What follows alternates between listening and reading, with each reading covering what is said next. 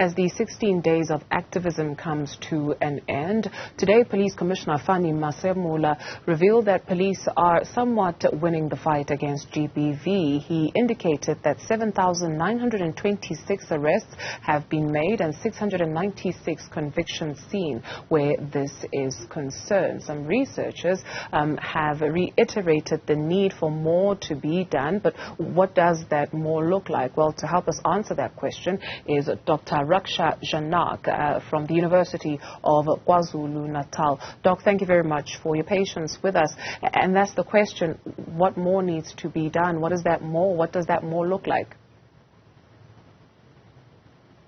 Good morning, and thank you very much, and good morning to the viewers as well.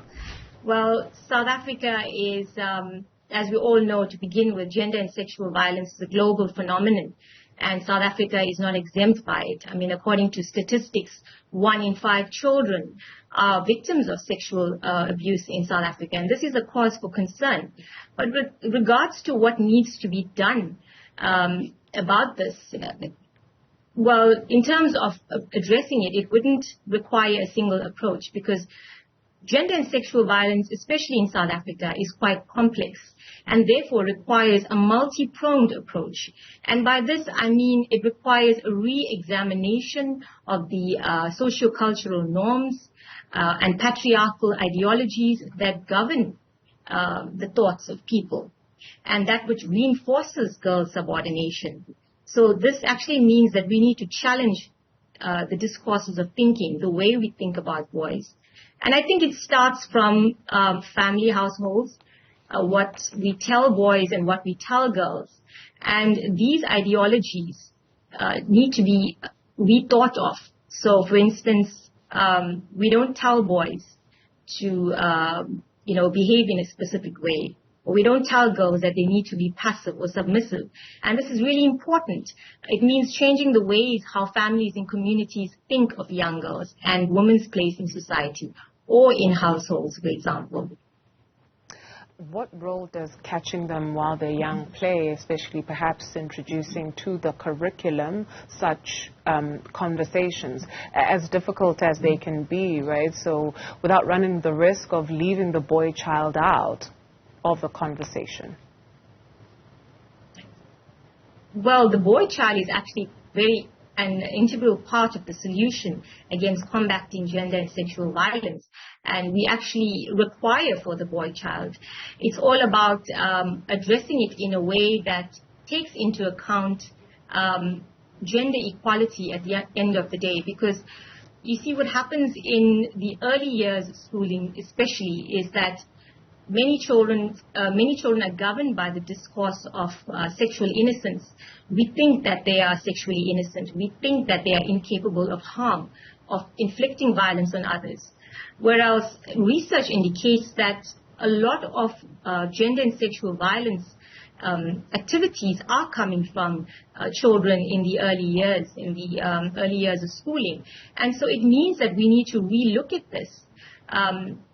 Because children at that age need to know what are bad touches, what are good touches, so that should or if this occurs to them, they are able to report it accordingly and action can be taken appropriately.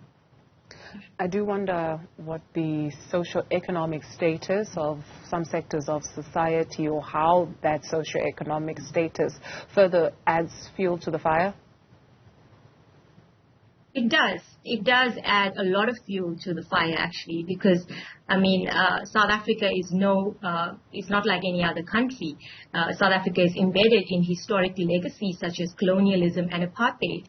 And it is important to understand that young children, young people navigate a highly complex social-cultural landscape underpinned by social categories such as race, class, dominant discourses of gender and sexuality, as well as heteropatriarchal norms that are rooted in male power. And this especially positions girls in particular as vulnerable. Now, this is not to denounce that boys are exempt from experiencing violence. Boys too are victims of gender and sexual violence, and there have been research that indicates violence amongst and between boys, as well as amongst and between girls.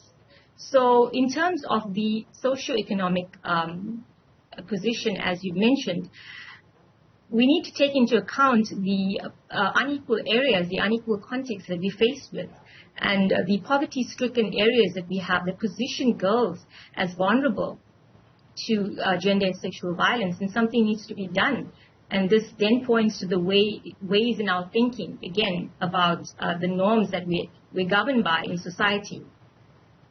When you speak of patriarchy and some of the cultural beliefs or traditions, what do people that you speak to tell you in terms of who the biggest gatekeepers of patriarchy are, right? So sometimes we point towards the men. Do we hone in enough on the role of women in keeping patriarchy alive? I mean, of course, there have been research done, and even in research that I am currently engaged with, as well as the University of KwaZulu-Natal, women do play a role because at times they are complicit in this, but they are complicit in ways that they cannot escape. So, for instance, in South Africa, socio-cultural norms mobilize physical strength, sexual entitlement, and the use of violence over women as key signifiers to an idealized heterosexual masculine status that positions women as increasingly vulnerable and submissive, thereby constraining their capacity to express agency.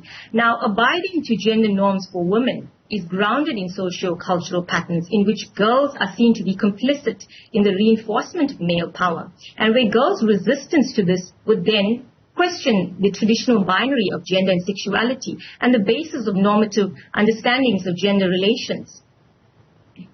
Are we speaking a language that people can understand? If in 2022, again, we sit here, we're talking about how to curb gender-based violence or how to stave it off or how to finally get a handle on it. So it requires a collaborative interaction. It requires everyone on board. Basically, what needs to be done is to intervene and change the gendered attitudes, behaviors, and inequalities through which male power and entitlement is upheld in schools. And this is, like I mentioned earlier, not a single approach. It's a multi-pronged approach because gender and sexual violence is complex. And, it requires teachers, parents, community leaders, chieftains of villages in rural communities, as well as boys and men who are an integral part of the solution that come together. And I think with the 16 days of activism against gender and sexual violence that occurs on an annual basis, this is basically it's a progressive reminder of our responsibility as dutiful citizens to increase awareness.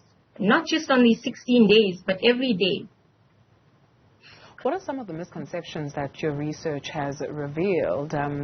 You speak to some people and they would tell you that, well, or maybe the thought or the mostly held thought is that it takes a certain type of person to be abused. We spoke of socio-economic conditions, but you could be very much comfortable in, your financial status and still find yourself at the hands of an abusive person. You would think that somebody wearing whatever item of clothing it's kind of a shady character, but you can still find an abuser wearing a suit and a tie. Of course, and it's an excellent point that you've made. Gender and sexual violence manifests in overt forms. It can come in various forms, and in fact, in the research that we're currently engaged with, and I know in our current research project that is entitled Stop the Violence, Girls and Boys in South African high schools and primary schools, we found that violence actually occurs in subtle forms. So, like you mentioned, a man using proper attire would not readily be seen as someone who would perpetrate violence. But the reality presents us with such that we need to watch out for people like that because violence would come in different forms. We found that girls in So our research specifically at the moment focuses on rural schools, and what we found is that girls experience violence in the form of harassment, objectification, verbal and physical abuse, misogyny, and rape, amongst many others. Even in younger children, this occurs in the jungle gym, on the playground, in corridors. So there is no single space at school that you could say violence is restricted to. It could happen anywhere, anytime, even when girls travel to school and travel to home from school. They're faced with a harsh reality. Doc, how important is it that we check ourselves as well, right? So re-victimizing a person, if you will, whether unbeknown to you or whatever excuse you want to offer. So in the form of inappropriate jokes. So you see somebody has a bruise and then you just naturally, go to, oh, who did this to you? Who's abusing you? Tell me who it is. Recently had to check myself, to be honest. So how important is it that we also check ourselves not to re-victimize people or conjure up trauma? It's a great point that you make, because our attitudes are everything. Especially teachers at schools, they have a huge role to play. I mean, many students, girls in particular, are afraid of reporting gender and sexual violence merely because of what they think their teachers might think of them.